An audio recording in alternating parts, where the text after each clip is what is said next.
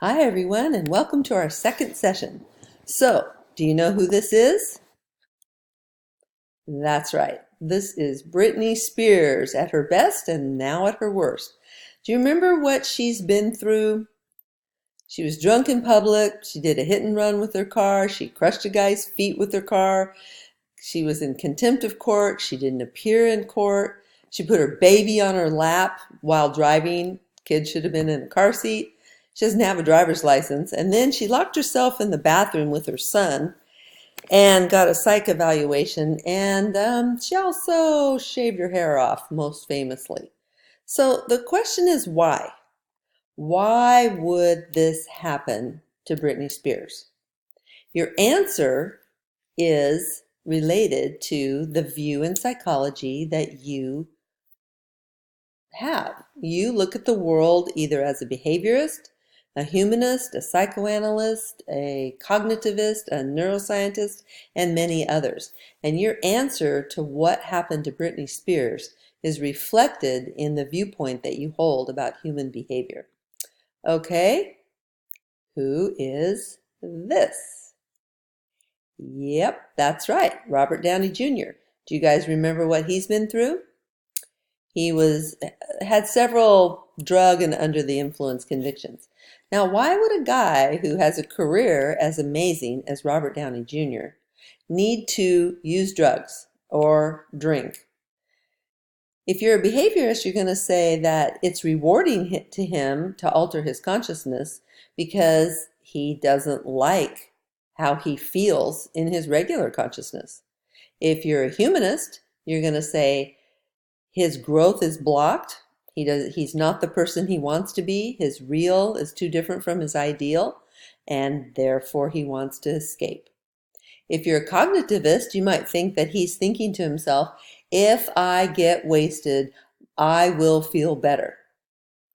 If you are a psychoanalyst, you would say that his libido is not strong enough to handle life on a mature level, and that he is fixated at the oral or the anal or the phallic stage and doesn't have enough libido to handle life on life's terms. Okay, who is this? That's right, it's R. Kelly. And R. Kelly has been in the news most recently for way more than his 21 counts of child pornography.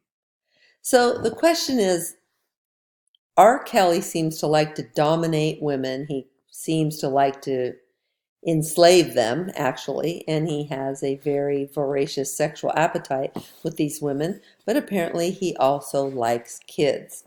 So, why is this? Is it a neuroscience explanation? Is there something wrong with the third interstitial nucleus of the lateral hypothalamus, the part that determines who we're attracted to? Or is it cultural? Is it his experiences that he's had? Is it something about who he is that makes him want to dominate sexually children and many women? More to come about R. Kelly. Okay, who's that? Yep, that's right. That's Charlie Sheen on a good day. Here's Charlie Sheen, how we've come to know him recently. So, yes, he appeared drunk or high on his show, and he was reputed to have prostitutes come into his hotel room. And on his show, he was smoking and claiming that he was winning. When in actuality, what we found out about Charlie Sheen is that he has bipolar disorder.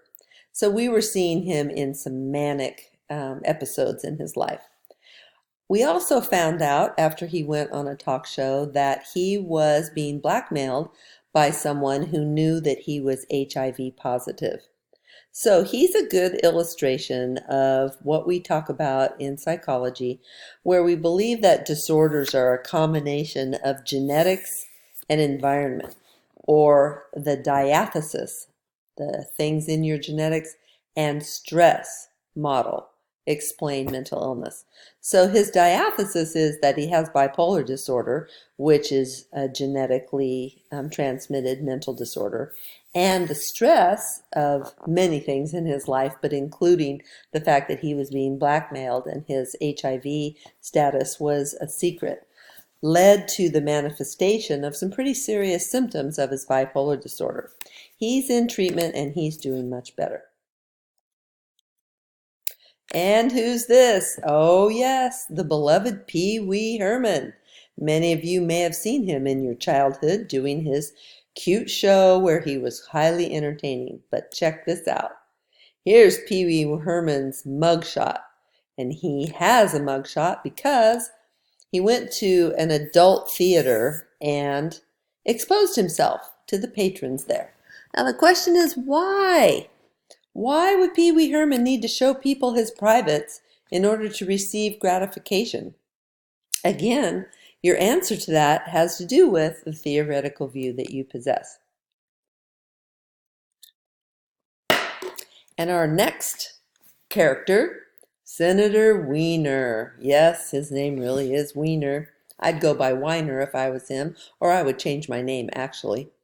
So this guy, not once, but twice mailed parts of his nether regions to a young woman.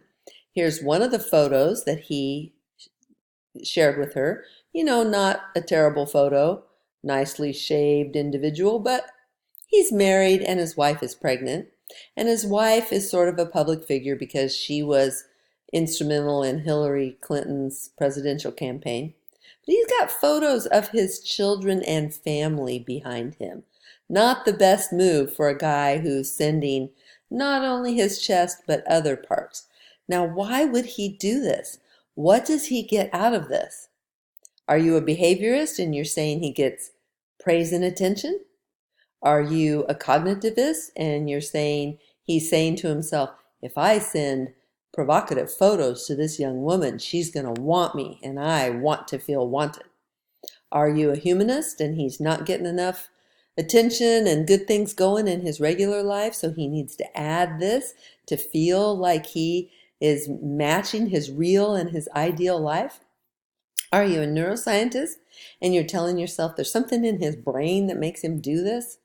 There's so many explanations, concluding with the psychoanalytic view that says he's fixated at the anal or phallic stage and he's overly interested in his own genitals. Wow. So the why do people do things is the really important part of abnormal psychology, because we seek to understand, explain, and treat mental illness. So what's been the point of asking you about why these famous people behave as they do? Right. It's to have you explore which explanation keeps recurring in your mind so that you can start to see which theoretical view you actually embrace. I'm going to conclude this session with you asking yourself some questions. What are your top 3 positive personality traits? What are 3 of your problem personality traits? And how do you think you got your personality? Is it from your genes? Did you learn it? Is it a combination of both genes and learning? And in fact, what percent would you put on genes? What percent would you put on learning? Is it 80-20, 50-50, 60-40? I'd like for you to figure that out. And if you have some siblings, are they the same as you are? Are the genes strong enough to create the same personality in each child? Or is the environment more important and you have different personalities? And finally, I'd like to provoke you to think about, have you tried to change your personality? Were you successful? Why or why not? How about those New Year's resolutions? How about after a breakup and you think, I'm starting all over and I'm going to do things differently this time? Have you tried to be more open to people? Have you tried to overcome shyness? Have you tried to hold back because you realize you dominate conversations? These and many more things may be the ones that you've attempted to work on. And I would really like you to pause here on this slide and think about that as we conclude week 1, session 2.